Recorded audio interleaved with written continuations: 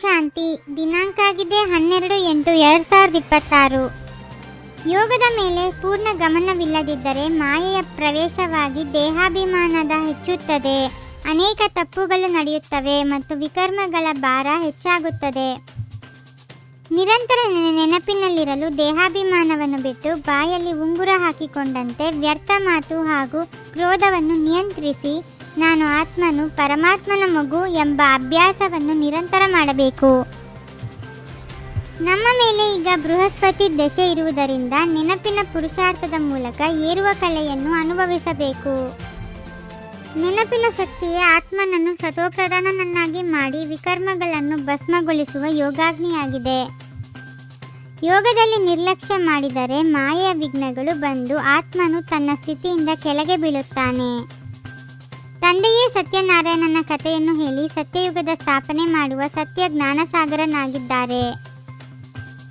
ಭಕ್ತಿ ಇಳಿಯುವ ಕಲೆ, ಜ್ಞಾನ ಏರುವ ಕಲೆ ಎಂಬ ರಹಸ್ಯವನ್ನು ಅರಿತು ಈಗ ಜ್ಞಾನ ಮಾರ್ಗದಲ್ಲಿ ಮುಂದುವರಿಯಬೇಕು. ಹಳೆಯ ಪ್ರಪಂಚವನ್ನು ಹಾಗೂ ದೇಹಾಭಿಮಾನವನ್ನು ಮರೆತು ಹೊಸ ಪ್ರಪಂಚದ ಸ್ಮೃತಿಯಲ್ಲಿ ಸ್ಥಿತರಾಗಿರಬೇಕು. ಮನ್ಮನಾಭವದ ಅಭ್ಯಾಸದಿಂದ ತಂದೆಯೊಂದಿಗಿನ ಯೋಗವನ್ನು ಗಟ್ಟಿಗೊಳಿಸಿ ಶ್ರೇಷ್ಠ ಪದವಿಗೆ ಅರ್ಹರಾಗಬೇಕು. ಕ್ರೋಧ, ಅಹಂಕಾರ ಮತ್ತು ವ್ಯರ್ಥ ಮಾತುಗಳನ್ನು ತ್ಯಜಿಸಿ ಶಾಂತ ಸ್ವರೂಪವಾಗಿ ಬದುಕುವುದು ಯೋಗದ ಮುಖ್ಯ ಲಕ್ಷಣವಾಗಿದೆ. ಮಾಯೆಯ ಬಿರುಗಾಳಿಗಳು ಎಷ್ಟೇ ಪ್ರಬಲವಾಗಿದ್ದರೂ ತಂದೆಯ ನೆನಪಿನಲ್ಲಿ ಸ್ಥಿರರಾಗಿರುವವರು ವಿಜಯಿಗಳಾಗುತ್ತಾರೆ.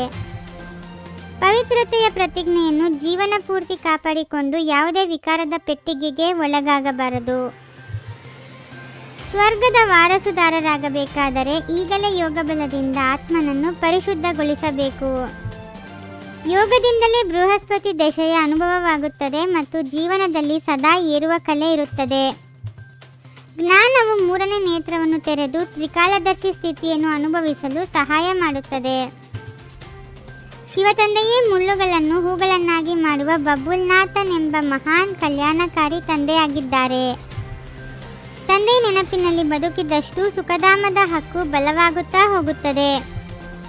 ಪ್ರತಿಯೊಂದು ಸಂಕಲ್ಪದಲ್ಲೂ ನಾನು ಆತ್ಮನು ತಂದೆಯ ಮಗು ಎಂಬ ಸ್ಮೃತಿಯನ್ನು ದೃಢಗೊಳಿಸುವುದೇ ನಿಜವಾದ ಯೋಗಾಭ್ಯಾಸವಾಗಿದೆ.